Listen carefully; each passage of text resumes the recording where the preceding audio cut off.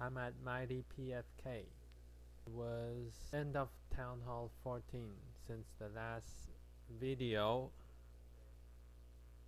and during Hammer Jam I've done a lot of upgrading. Obviously I've done a lot of upgrading, and the current win streak now is 79. But also be aware this is the old footage during Hammer Jam, so the current number is even higher.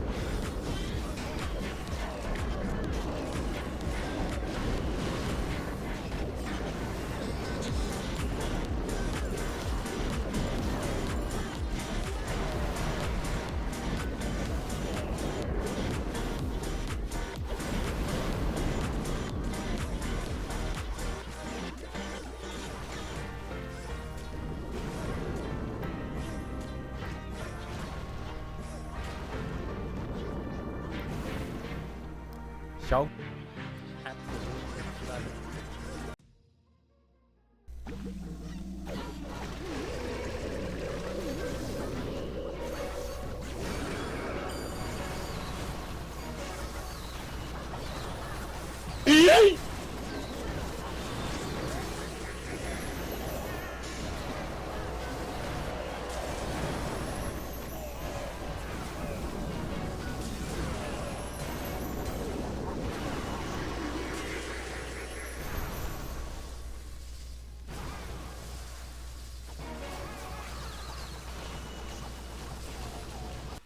There you have it.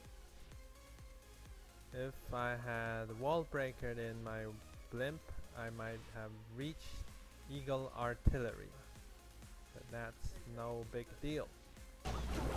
Oh, it's a shame that during the attack I didn't pay attention to this single inferno. It was a chip away to being destroyed, so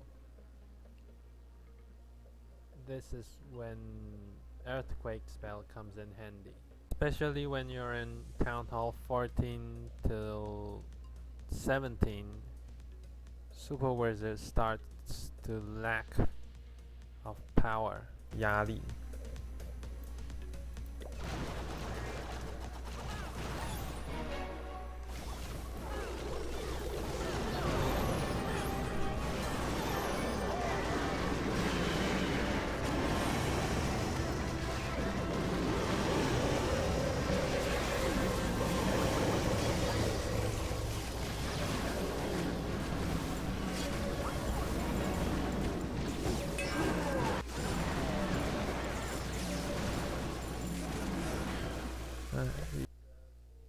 Rush Town Hall 16 should be no problem. Moving on. The next one will be Donut Lalo. I've been working on a new tech. I switched up my internal tone. I switched it into Lava Loon Puppet. What? Now hear me out. I've heard all over trash the community that they said this equipment is blamed to be a troll, but with deep in my heart, I recommend all of y'all Lalo player. This is one of the must possessed collectible equipment. Whether you want to spice things up a bit or you want to troll people. Now, it's not exactly useless. From personal experience, it gives me this feeling, this sensation. Think of you got an extra lava hound and it even does damage. So with deep in my heart, I sincerely recommend your Lalo player. Get this equipment and have it in your possession. You all been seeing what I did with my Town Hall 14 attack at the first video. Now I'm gonna do a donut Lalo within Town Hall 15 account. And here's the question, why do I pair it with life gem instead of internal tome or some other equipment like healing tome? Here's what I have for the answer. Life gem does not expire after time. It means you're going for the distant. Now, Lavaloon Puppet served as tanking ability. It does the same effect, just like internal tome. Protection heavily relied on activating the ability. Anytime other than within the internal tome duration makes the Lalo pack weak. On top of that, the minute you activate the ability, which is internal tome combined with Lavaloon Puppet, you surrender 2 of your defense mechanism at the same time, but the Lavaloon Puppet does not benefit from the eternal tome, which is paradox, and it's also the majority of the community's been arguing about. People think it makes it unusable when you can't pair it the Lavaloon Puppet under eternal tome effect. And I came to a solution to pair it with life gem instead of internal tome. That leaves us with healing tome. Healing tome is useless without eternal tome, so that puts it out of the picture. Now the left section has a monolith with 2 ground expodes, so that's perfect for our Lalo group, which indicate with red color.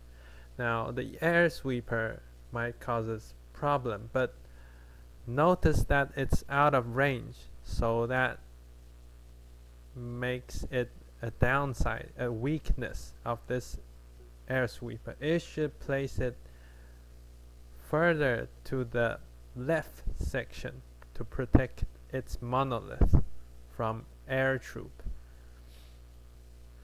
Now the best thing about this layout is its clan castle alongside with 2 of its hero. It's a great position, also harder to have headhunter to deal with them.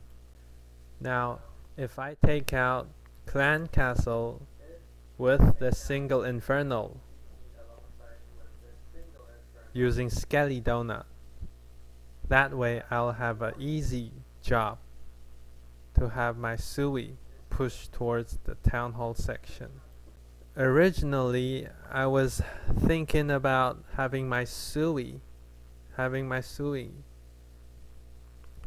doing elsewhere and having my lalo push towards the town hall section because of the ground expo, plus it has a single inferno doing the guard with both of the air sweeper pointed elsewhere, so it should be easy for my lalo. But that means my Sui will going up against 2 ground expo plus the monolith.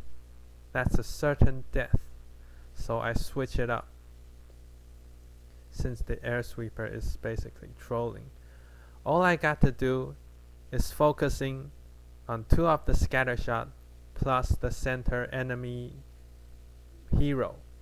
That is the main focus I'll be worrying about. Now, if I dig deeper with my Sui, I might get a chance of reaching the enemy heroes.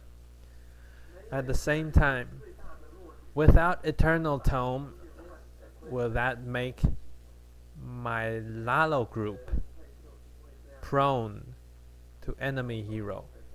Because I couldn't effectively protect my headhunters. That is correct. But don't forget the amount of lava pop served as a smoke screen. You'll surprise, even without the headhunter, you can easily overflood an enemy hero. Out of all these puppets type of equipment, Hawk's puppet, Healer puppet, Archer puppet, they all have limited numbers, capacities, which makes it very unfair when it comes to Lavaloon puppets. As long as your Lavaloon still breathing, it will slowly generate infinite lava puppet. Now, in this brief moment, the experience is still green. I'm still fresh to this equipment, but it is very rewarding towards the protection. I'm talking about the general protection, protecting your hero, protecting your own loons, protecting your hounds, protecting your headhunter. If you know how to activate, when to release your Lavaloon, the situation were mostly optimistic. Now I'm using Flame Flinger as my selection. I'm placing it slightly towards the right side, avoiding facing 2 mortar at the same time. I chose 6 o'clock to deploy my Flame Flinger because of the multi-archer tower, which is a higher value. I'm having a golem tanking for my Sui. Great for countering ground expo to make a further push. Now, the major difference from Town Hall 15 to 14 is heroes. With the same lalo, you're going up against a harder defense. You gotta do more, contribute more with your Sui push in order to take down any higher than Town Hall 15. Same goes to Town Hall 16 and 17.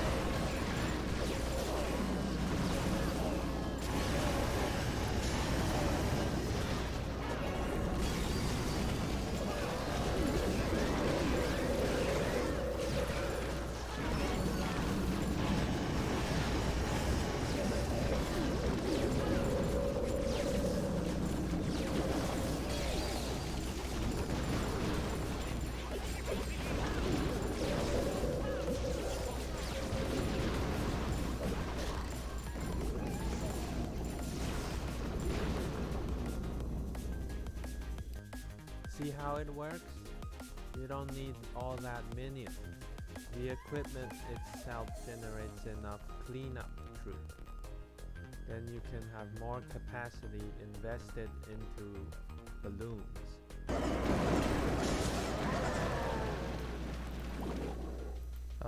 Messed up the funnel over the dark elixir storage because of this battle hut. So I'm supposed to have my king pitched from right to left.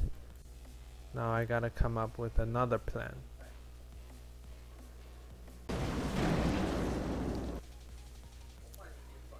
So rather than pinching, I go for a risky move, but because with no choice, I still get high risk of wandering out to that elixir storage. But once the cannon down, I have more chance of sending my hero into the base. While I was multitasking, I should have my king, since he's healthy enough to serve up more value, I should have him redirect into the multi-infernal section with a field funnel at the top. With my giant and wizard take out this collector, king should have no problem breaching the wall with wall breaker, then enter the multi-infernal. Now I got worry at this point because the distance between king and queen drawn further apart, which means queen have no protection. On top of that, she's going against two of the enemy heroes. Thankfully, the ability is still intact, or else she has no chance. Now I could have sent my giant and wizard to clear out the Tesla and storage at 3 o'clock, but that wouldn't made my hero, my king, to re-enter the multi-infernal section. This is the wonder of this game. In a certain degree, the royal champion funnels my queen deep into the layer to deal with enemy heroes. Meanwhile, king tanking for royal champion. Now, queen's situation about to go dire. Royal champion and headhunter will join in hand to support queen, taking out enemy hero. But where I place my headhunter was not ideal. I should avoid multi-infernal with my headhunter. King keeps providing tanking ability for royal champion, and here comes the headhunter. What enemy queen can easily overpower my own queen. Fortunately, I still got the ability intact. Now let's talk about hound and loon's portion ratio. So if you're having more shield, your sword should be preserved. Huh? What I'm saying is, when you're having less hound and having more loon, or someone prefers more shield ability, more hound, 3 hounds plus lava loon puppet, some may have equal portion. Now I tend to have more tanking ability. I'm having 2 hound with lava loon puppet, so I have to preserve my loon and not spam them at once. Now during the game, I didn't notice their last air defense still standing, and the rest of them were all gone. Deep in my mind, I thought 3 o'clock still have an air defense, so I placed my hound slightly to the left. And what does that affect me? The ideal pathing for your hound, for your hearse hound, is to flew over top of the scatter shot, which is the main threat, and tank most of the shots coming from the scatter shot. Unlike what I did, I cut from 11 o'clock to 9 o'clock, which only for a brief window that I tank the scatter shot, which I have to invest more freezing spell to protect the loons.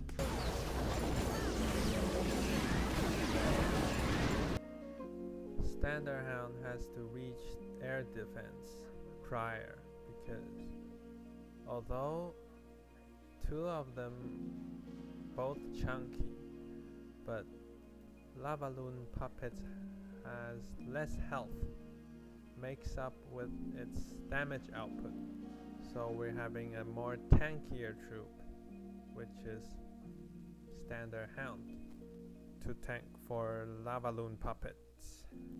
What I did here is trim down the edges to make the path tighter, straightening and shorten the length, eventually reach the scatter shot faster.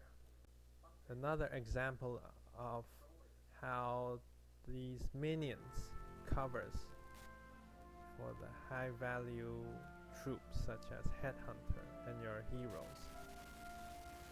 It's really majestic to have all these minions and pups doing a parade. That's one of the joy coming from having Lalo. Bonus clip. I'm doing a Town Hall 13 attack. So I'm taking out 2 of these targets with skellydonut. Check out the windsweeper that indicates we are either going this way or this way with our Lalo. Now, never going across Town Hall section because of the air sweeper. Now I have thought of having Flame Flinger to smash its Town Hall, but looking at all these gaps in between, someone cooked here. High chances we running into a bunch of traps. So if my Flame Flinger go in for the Town Hall, that leaves me with having Sui going up against single Inferno, which is not ideal. In the end, I'm having my Sui going for the Town Hall, Flame Flinger at either side of it. I chose the bottom side because I can grab Scattershot and Inferno because they're closely placed beside each other. And here's a trick how I deal with this ground crossbow with this enemy royal champion. Should I have a dragon to deal with this enemy royal champion? No. If I'm having a Yeti, the ground crossbow will have giving me a hard time. Then I come up with this idea. Why not having a golem to tank for my royal champion? Further expand my ground troops at the bottom section. I could even bring extra ice golem in my flame flinger. Extra tank. tank for my royal champion. With single inferno destroyed by my flame flinger, I further secure my opportunity.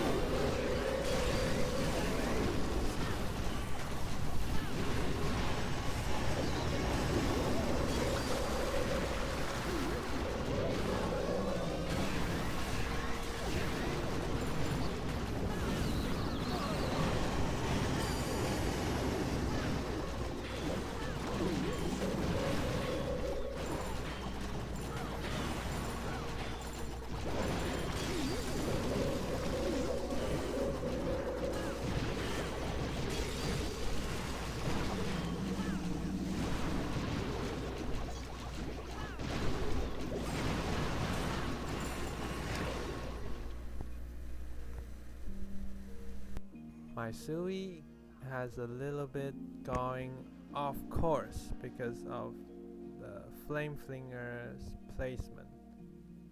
This line has been dragged too long. Suppose to place my flame flinger here instead of here. What that caused me having the funnel slightly to the right, left with a gap, a window for my queen to going off course to the right. What she should do is aiming for the town hall.